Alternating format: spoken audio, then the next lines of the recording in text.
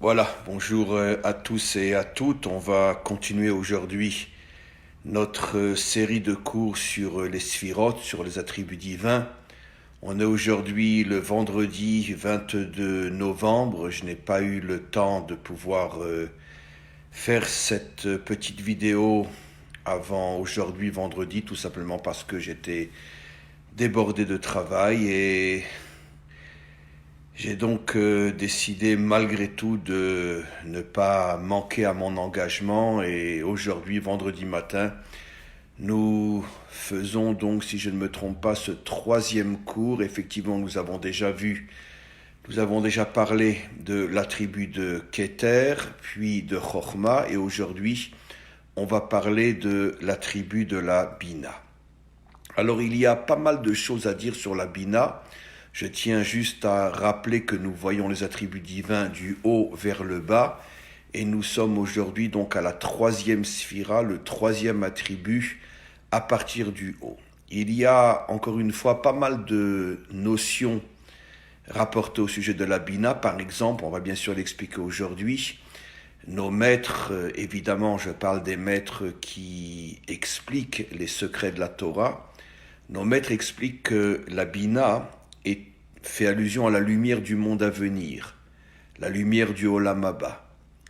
C'est-à-dire que c'est surtout cette sphira, cette lumière, qui se dévoilera dans le monde à venir. Bien sûr, il va falloir que l'on comprenne ensemble pourquoi. Une deuxième notion aussi mystérieuse qu'énoncent nos maîtres par rapport à la sphira de la Bina, c'est qu'ils disent que c'est une sphira féminine, qui se trouve essentiellement dans la dimension féminine, même ici dans ce monde, la féminité, donc la femme, est beaucoup plus proche de cet attribut, la Bina, que les hommes.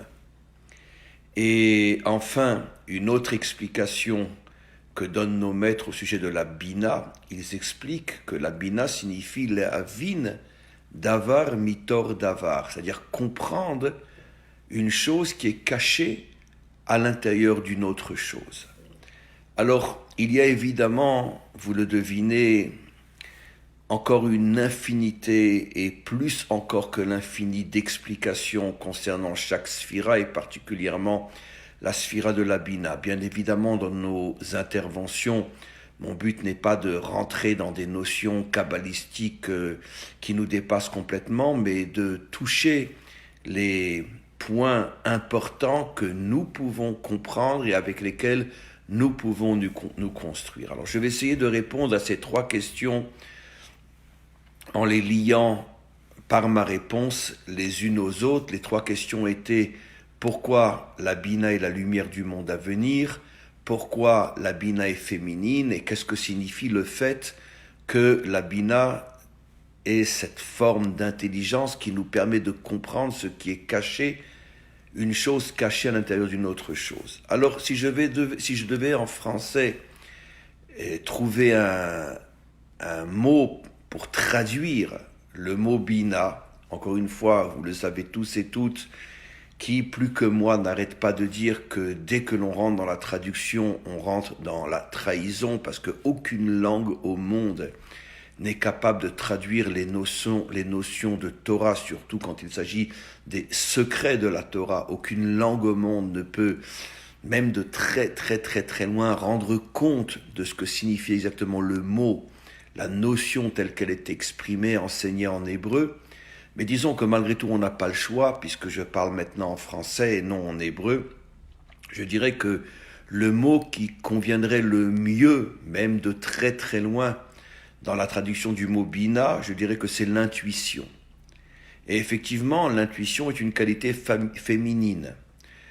On dit qu'effectivement, la femme a plus d'intuition que l'homme. L'homme est beaucoup plus cartésien. Encore une fois, ne prenez pas tout ce que je dis au mot. Je sais que dans nos dernières générations, les choses ont beaucoup changé. Les femmes ne sont plus ce qu'elles étaient avant, les hommes encore moins. Et donc aujourd'hui, il y a une sorte de remaniement total de toutes les notions qui ont traversé l'histoire, dans le bien comme dans le moins bien. Mais moi, je parle au niveau des définitions codées que je décode devant vous, les définitions codées telles qu'elles sont rapportées dans notre Torah. nos maîtres nous expliquent que la femme est surtout dotée de ce qu'on appelle l'intuition, c'est-à-dire cette capacité de deviner, de ressentir, de toucher des choses qui ne sont pas visibles, alors que l'homme est beaucoup plus cartésien, c'est-à-dire, je dirais que l'expression je ne crois que ce que je vois est typiquement masculine, alors que je dirais, c'est moi qui le rajoute, que la définition féminine serait plutôt de dire je crois ce que je ne vois pas.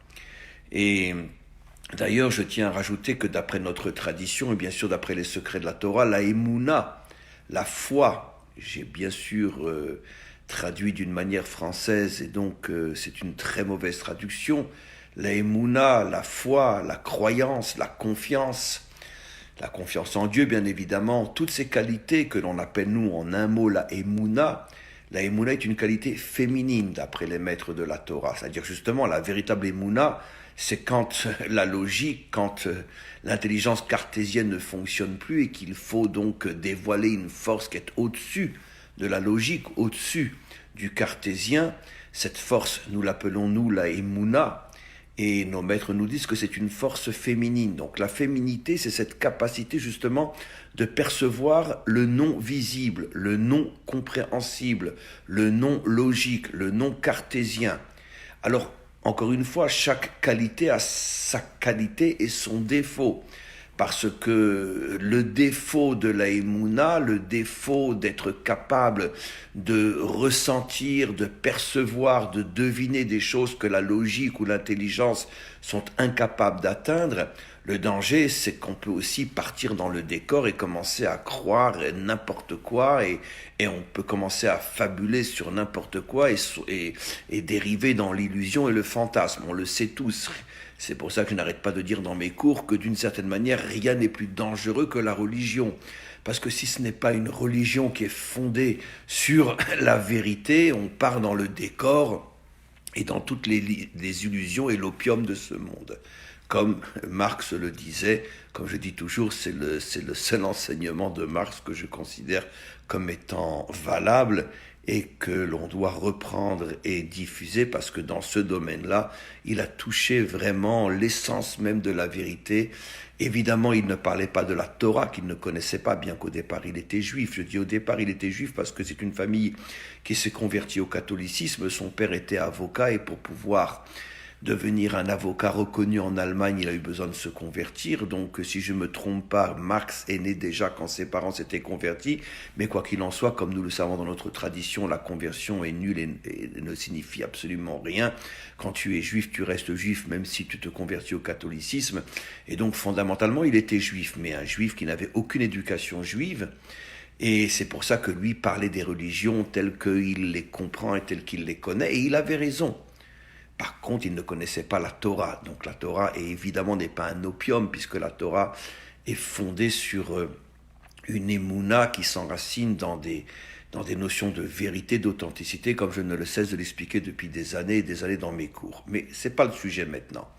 Donc quoi qu'il en soit, il y a un danger, évidemment, dans l'intuition, il y a un danger dans la émouna, dans la foi, parce que tu ne sais pas où tu vas t'arrêter. Tu peux, encore une fois, sombrer dans des illusions totales. Mais d'un autre côté, on ne peut pas vivre sans foi, on ne peut pas vivre sans émouna, on ne peut pas vivre sans intuition, parce que si l'homme s'arrêtait uniquement à ce qu'il comprend, s'il s'arrêtait uniquement à sa logique, à sa vision cartésienne des choses, il ne progresserait jamais, il ne pourrait jamais aller de l'avant, parce qu'il serait toujours coincé au niveau de ce que je vois, ce que je comprends.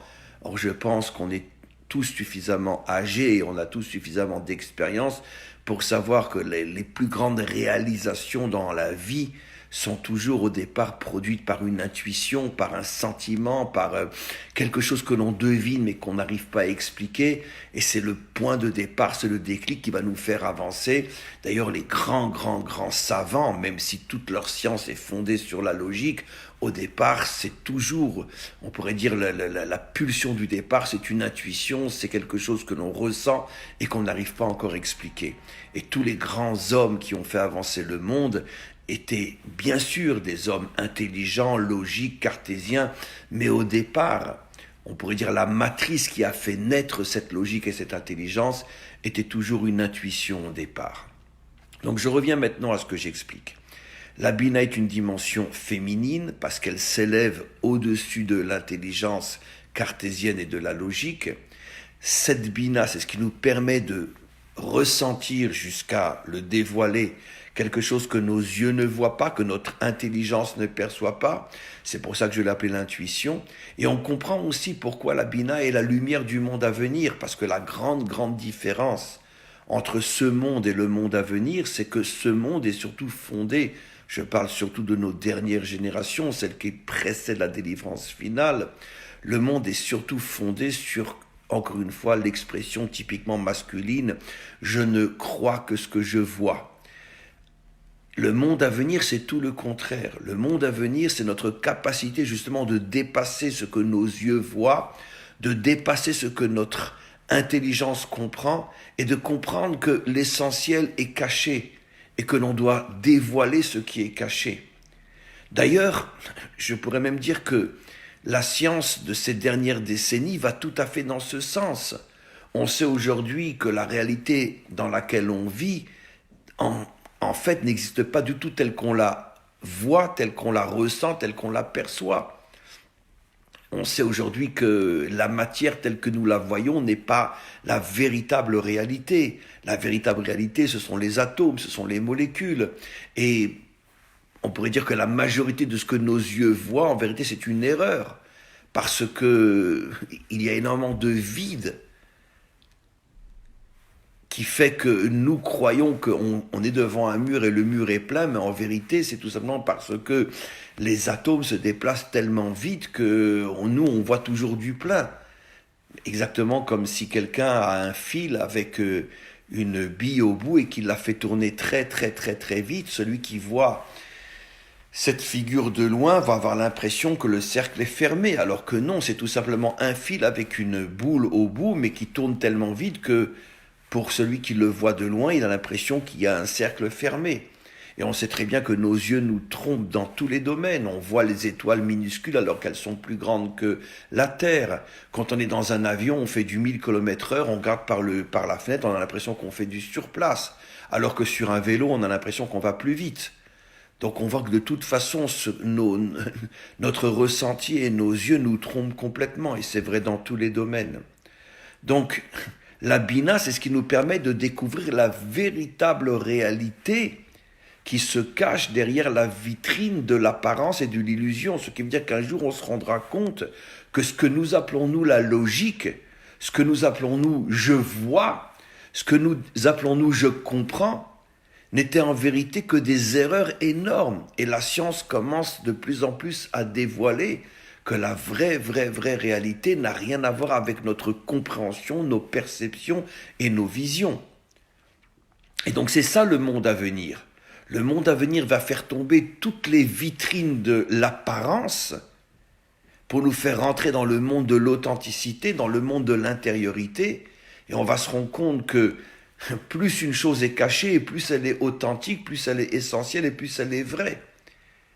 Et dans le monde à venir, on ira d'intériorité en intériorité de plus en plus profonde et d'une manière infinie.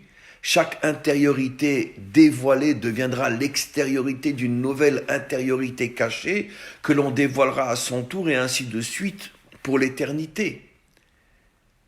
Et d'ailleurs, quelle est l'entité la plus cachée, la plus intérieure de toutes les autres réalités? C'est Dieu lui-même.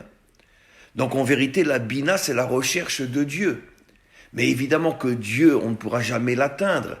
Mais on s'approche constamment de lui, en approfondissant, en rentrant encore plus profondément. Donc ça, c'est l'éternité du monde à venir. Maintenant, dans la vie de tous les jours, c'est quoi la définition d'un homme qui a la Bina? C'est quelqu'un qui, encore une fois, ne se laisse pas piéger par l'extériorité des choses. Pas seulement au niveau de sa vision extérieure du monde, mais même sur le plan de ses lectures, quand on lit un journal, quand on entend une émission, quand on nous rapporte des faits. Ne reste pas coincé au niveau de ce que tu as lu, de ce que tu as vu, de ce que tu crois comprendre. Les choses sont beaucoup, beaucoup, beaucoup plus profondes que ça. Et si tu vas creuser, tu vas t'apercevoir que ce que tu vas comprendre n'a plus rien à voir avec ce qu'on voulait te faire comprendre. D'ailleurs, même dans d'autres domaines, on croit que ce sont les dirigeants élus qui dirigent les pays, mais qui ne sait pas aujourd'hui que c'est complètement faux. Il y a énormément d'éminences grises qui se cachent derrière l'élu et qui, en vérité, lui n'est qu'une vitrine qui cache ceux qui véritablement dirigent le monde et même dirigent le pays. Mais plus une force a un pouvoir énorme, plus elle est cachée. Dans le mal comme dans le bien comme dans le mal, dans tous les domaines. Prenons l'exemple de la Torah. Combien de fois j'ai expliqué dans mes cours que je ne sais plus quel mot utiliser, mais parce que je ne trouverai pas le mot adéquat. Mais celui qui lit la Torah et qui la comprend au niveau de sa traduction et qui croit avoir compris la Torah, mais c'est comme s'il disait que l'eau est sèche ou le feu est mouillé. C'est comme s'il disait que la droite et la gauche et la droite, ou que le nord et le sud et le nord, ou que je ne sais pas, que l'été et l'hiver ou l'hiver et l'été. C'est une stupidité totale, parce que la Torah est complètement codée. Tout ce que nous lisons, traduisons, ce sont des codes que si tu les prends tels quels, tu pars dans la folie totale. Quelqu'un peut imaginer un seul instant que toute l'histoire du Gan Eden, le paradis avec un arbre interdit, des fruits qui donnent la mort, un serpent qui vient parler à une femme, y a-t-il quelqu'un, enfin malheureusement je pense que la majorité sur Terre prennent ce texte-là à la lettre. Mais quel est l'homme sensé, intelligent qui ne va pas comprendre qu'il s'agit de code et que toute l'histoire en vérité est codée et que le véritable sens de cette histoire n'a rien à voir avec l'image présentée par la Torah. Un arbre, des fruits mortels, un serpent qui parle à une femme. Non mais arrêtons de se prendre pour des idiots. Tout ça c'est des codes. Alors évidemment, seuls les maîtres d'Israël ont les clés pour décoder et pour rentrer à l'intérieur des messages complètement cachés. Donc dans tous les domaines, si tu n'as pas de bina, tu es fichu. Tu as une épreuve, tu as une difficulté. Si tu prends l'épreuve au premier niveau, tu vas t'écrouler, tu vas sombrer dans la tristesse, tu vas sombrer dans le découragement, tu vas t'affaiblir. Si tu cherches la lumière cachée à l'intérieur de l'épreuve, tu vas découvrir des forces et des lumières inimaginables. Comme nos maîtres nous l'enseignent, qu'en vérité l'épreuve cache une lumière qui est démesurée par rapport à la vie de tous les jours. Et celui qui a la bina, qui ne se laisse pas impressionner par la difficulté, qui ne se laisse pas impressionner par l'épreuve, et qui rentre à l'intérieur, va découvrir des choses inimaginables. Il va se rendre compte que cette épreuve, en vérité, lui avait été donnée pour le grandir, pour faire de lui quelqu'un qu'il n'aurait jamais pu être s'il était resté dans le standard de la vie métro, boulot, dodo. Les difficultés qu'on a avec dans une relation humaine ne restent pas coincées au niveau de ce que tu vois et de ce que tu comprends. Creuse, approfondis, essaye de comprendre l'autre, essaye de comprendre pourquoi il se comporte comme ça et pourquoi il t'a parlé comme ça. Peut-être que lui voit quelque chose que tu ignores en toi et que peut-être effectivement maladroitement, il n'a pas su trouver les mots pour mettre en évidence quelque chose que tu ignores complètement.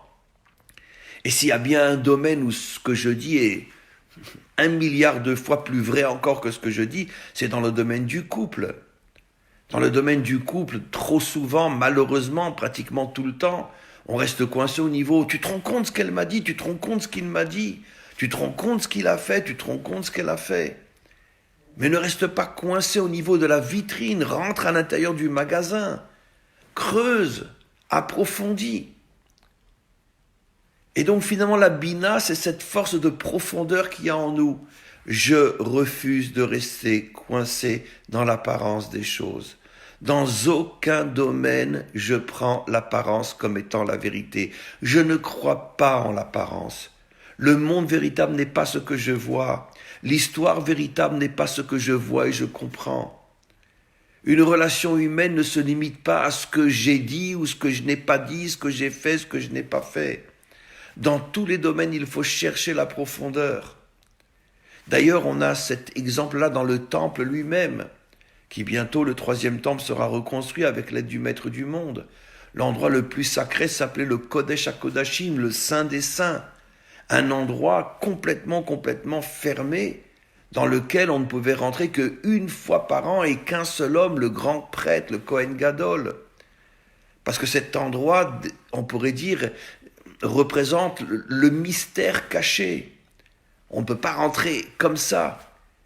Et qu'est-ce qu'il y avait dans le Saint des Saints, dans le Kodesh HaKodashim? La Torah, les tables de la Torah, pour nous faire comprendre que la vraie Torah, c'est-à-dire la véritable sagesse, la véritable compréhension du monde, la véritable compréhension de Dieu est dans une profondeur inouïe, que tu ne peux en aucun cas comprendre, trouver uniquement par une simple lecture, une simple réflexion.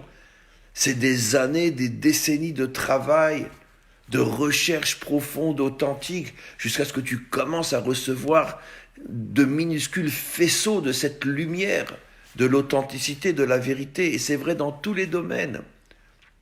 Et malheureusement, s'il y a bien une civilisation qui fait tout pour nous tenir dans le superficiel, dans l'artificiel, c'est bien la civilisation occidentale, où finalement tout n'est que le plaisir et le régal des yeux, le plaisir et le régal de la peau, du corps.